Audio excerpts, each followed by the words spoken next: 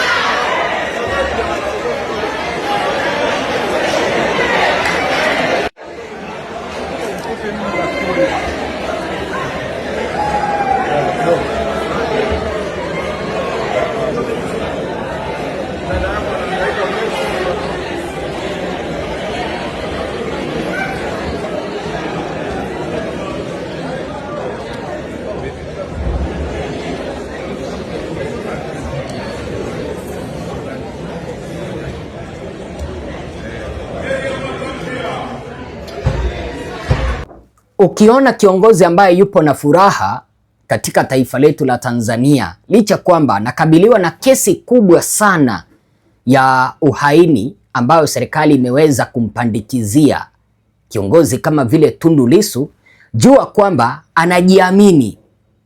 Kumbuka kwamba Tundu Lissu unajua ni wakili, ni mwanasheria, hivyo anaelewa sheria kabisa.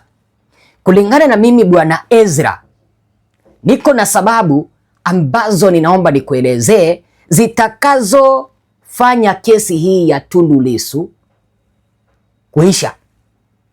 Tundu Lissu atapata ushindi na kesi hii itaisha wakati wowote, na kesi hii itaangushwa, na sio eti kwamba Tundu Lissu ataomba serikali msamaha. Hapana, kesi hii itaanguka. Nina hoja ambazo zinanifanya kuweza kuamini kwamba hii kesi ya Tundu Lissu mahala ambapo inaelekea inaporomoka. Lakini kabla ya hapo, wacha tu niweze kukuomba kwa moyo mkunjufu, endapo unanipata kwa mara ya kwanza, chukua sekunde 1, 2, 3, piga subscription, bonyeza kengele. Ukishafanya hivyo, mpenzi mtazamaji, utakuwa umejikatia tiketi ya moja kwa moja kuendelea kupokea taarifa zetu pindi tu tunapoziachia kutoka kwa kituo chetu aminika, kituo cha Tanzania News TV. Mimi ni mtangazaji wako Bwana Ezra. Tushirikiane tafadhali. Na kuomba like video, bonyeza kengele, yani like video, subscribe, bonyeza kengele, alafu sambaza ikanda. Sababu ya kwanza ambayo kulingana na mimi, kipindi ambapo nimeangalia hichi kesi ambacho ama hii kesi ambayo inamkabili Tundu Lissu itaanguka, ni kwa sababu serikali iko na mzigo mkubwa wa kudhibitisha kwamba Tundu Lissu alikuwa na njama ya kupindua serikali. Kumbuka kwamba serikali ilisema kwamba Lissu alikuwa na njama ya kumpindua Samia au alikuwa na njama ya kuangusha serikali ya CCM. Basi serikali hii ipo na kibarua kikubwa sana kuwasilisha ushahidi ambao haupo, kuleta ushahidi wa kujitetea kwamba Tundu Lissu alikuwa na njama ya kupindua serikali. Kumbuka kwamba kitu ambacho kiliweza kufanya Tundu Lissu akapelekwa mahakamani au akafunguliwa mashtaka ya uhaini ni yale mambo ambayo alianzisha no reforms no election. Kama hakuna mabadiliko ya uchaguzi, hakuna uchaguzi. Sasa serikali ikaona kwamba Tundu Lissu ingiwapo angeendelea hivyo angeenda kuwapindua. Sasa wakamshtaki mashtaka ya uhaini. Lakini sasa hapa serikali ipo na kibarua kikubwa sana katika kesi hii nzito ya uhaini. Serikali lazima iweze kudhibitisha bila shaka yoyote kwamba Tundu Lissu alikuwa na njama ya kutaka kupindua Samia. Namba 2, waweze kudhibitisha iwapo Tundu Lissu alihusika moja kwa moja kwenye kuratibu kupindua Samia. 2, lazima serikali iweze kudhibitisha kwamba palikuwepo na vitendo vya moja kwa moja na wala si maneno ya kisiasa. Lazima kama ni kanda walete waonyeshe ndio huyu Tundu Lissu akipanga kumpindua Samia. Bila ya hiyo hii kesi haiendi.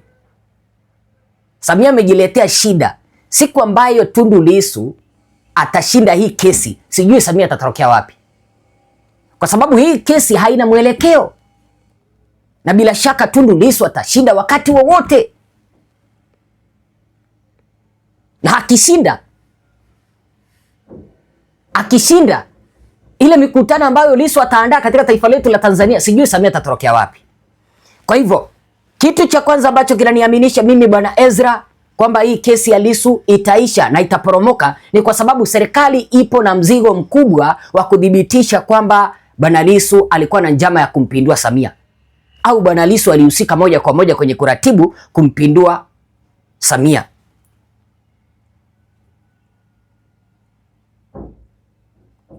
Namba 2,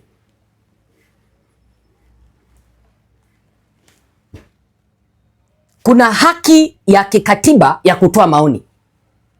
Katika taifa letu la Tanzania tuko na katiba ambayo inaruhusu wananchi kutoa maoni, viongozi wa upinzani kutoa maoni. Hakuna mahala ambapo katiba imeweza kuzuia kwamba viongozi wa upinzani wasitoe maoni ya kutaka mabadiliko katika taifa letu la Tanzania. Hivyo katiba yetu ndiyo hii ya zamani ambayo tunataka tuweze kuundiwa katiba mpya, inampa mwananchi uhuru wa kujieleza na inamlinda mwananchi kushiriki au ushiriki, inampa mwananchi ushiriki wa siasa.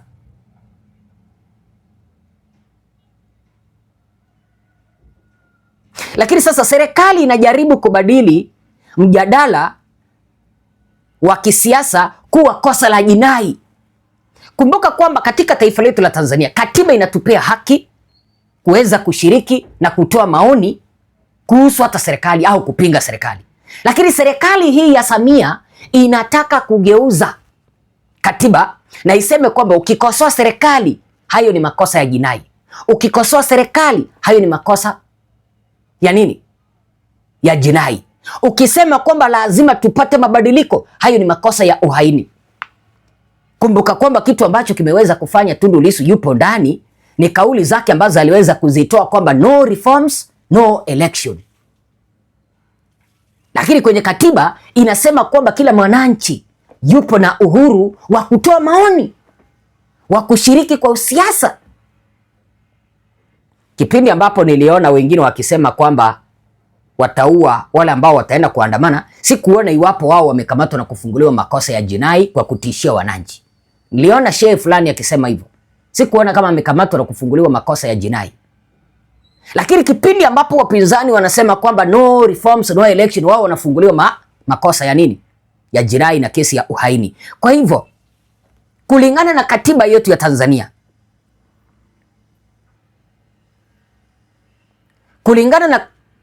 ya Tanzania, inapeana uhuru wa kila mwananchi, wa mwanasiasa kutoa maoni ya kisiasa. au kushiriki kwenye mikutano ya kisiasa.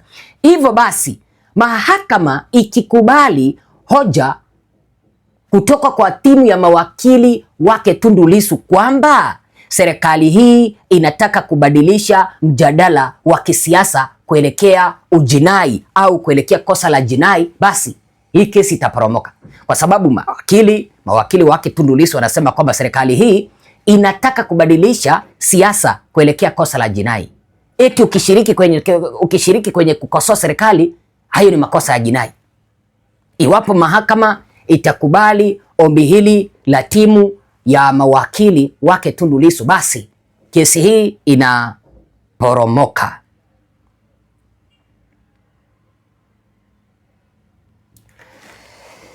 Namba 3, kulingana na mimi Bwana Ezra, shinikizo ambalo linatolewa kutoka kwa kimataifa kwamba Tundu Lissu aweze kuachiliwa, kwamba hakufanya kosa lolote, bila shaka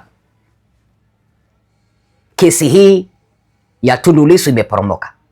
Shinikizo ambalo linatolewa kutoka rubaa za kimataifa, kesi hii ya Tundu Lissu imeporomoka. Muliona mwaka uliopita bunge la Ulaya lilisema kwamba Tundu Lissu ametekwa na kufunguliwa mashtaka ya uhaini kwa kutaka mabadiliko kabla ya uchaguzi, kwa kukataa utekaji na kwa kukataa ukandamizaji katika taifa letu la Tanzania. Bunge la Ulaya likasema kwamba endapo Tanzania haitaweza kumwachilia Tundu Lissu na wampee matibabu na wamwachilie huru hatangamane na familia yake, basi wataenda kupiga Tanzania marufuku na wataenda kupea taifa letu la Tanzania ama wataenda kukosesha taifa letu la Tanzania misaada, kitu ambacho serikali inategemea kuweza kuendesha shughuli zake za kila siku. Tayari wamekwisha banwa. Imeonekana wazi kwamba hatuna ama Tundu Lissu hana kosa. Shinikizo hizi kutoka kwa rubaa za kimataifa, bila shaka kesi ya Tundu Lissu imeisha. Kumbuka kwamba Tundu Lissu ni kiongozi wa upinzani anayejulikana kimataifa na aliwahi kushambuliwa na kupigwa risasi. Hivyo mashirika ya haki pamoja na kutetea haki za binadamu na jumuiya za kimataifa zinafuatilia kwa ukaribu kesi hiyo ya Tundu Lissu, zinapinga matumizi ya kesi za uhaini dhidi ya Tundu Lissu na vilevile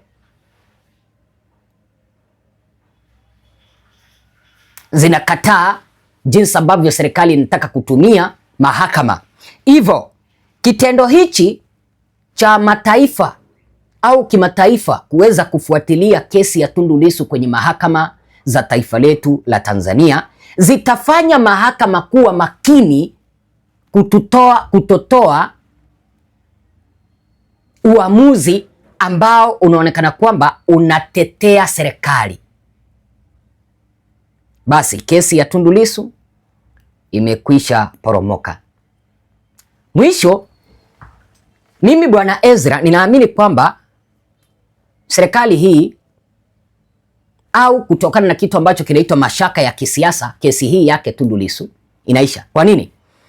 Kesi ya Lissu inahusishwa na ukandamizaji wa upinzani. Viongozi wa upinzani wanakandamizwa. Viongozi wa upinzani waliweza kuzuiliwa wasije wakashiriki kwenye uchaguzi. Inatazamwa kama njia ya kumzima kiongozi wa upinzani Tundu Lissu kisiasa na si kutafuta haki. Hivyo mahakama zetu za Tanzania zinapochunguza nia ya kesi, mashaka yanapunguza nguvu ya mashtaka ya serikali. Unapata kwamba mahakama nao watagundua hii kesi iliweza kuletwa kutaka kuzima viongozi wa upinzani wasije wakashiriki kwenye kesi, kwenye uchaguzi wa Oktoba 29.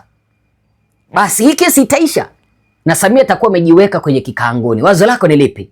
Nina imani kwamba nimeweza kuchanganua kulingana na uelewa wangu, mimi mtangazaji wako wa masuala ya kisiasa. Asanteni sana mtazamaji wangu.